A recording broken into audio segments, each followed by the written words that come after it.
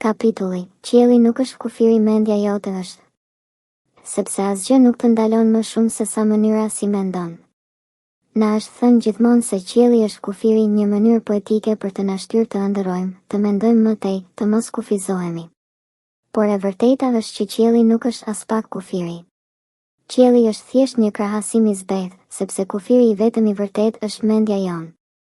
Gjithçka që je, gjithçka që bëhesh, fillon aty, në mënyrën si mendon. Në zërin e brendshëm që të thotë nuk je gati apo je i vogël për këtë. Në frikën që të paralizon, në dyshimet që të ngadalsojnë, në mendimet që e bindin veten se këto janë ëndra të mëdha, por jo për mua. Suksesi nuk është për më të pasurit, më të fuqishmit apo më të lidhurit. Është për ata që guxojnë të mendojnë ndryshe. Për ata që nuk i ndalin ëndrat në kufit e realitetit momental. Është për ata që e shohin pengesën dhe e thonë, do të gjej një rrugë tjetër.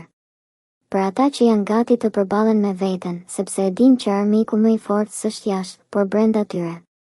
Nëse do të shohësh sa larg mund të shkosh, mos shiko qiellin. Shiko mendimet e tua. Shiko bindjet e tua. Shiko sa shpesh të duhet miratimi i të tjerëve për të ecur përpara. Shiko ku e ke frikën. Dhe pastaj sfidoj. Sepse vetëm kur ndryshon mënyrën si mendon, do të fillosh të ndryshosh mënyrën si jeton. Nuk ka ëndër që është shumë e madhe. Ka vetëm mendje që nuk besojnë ende mjaftueshëm.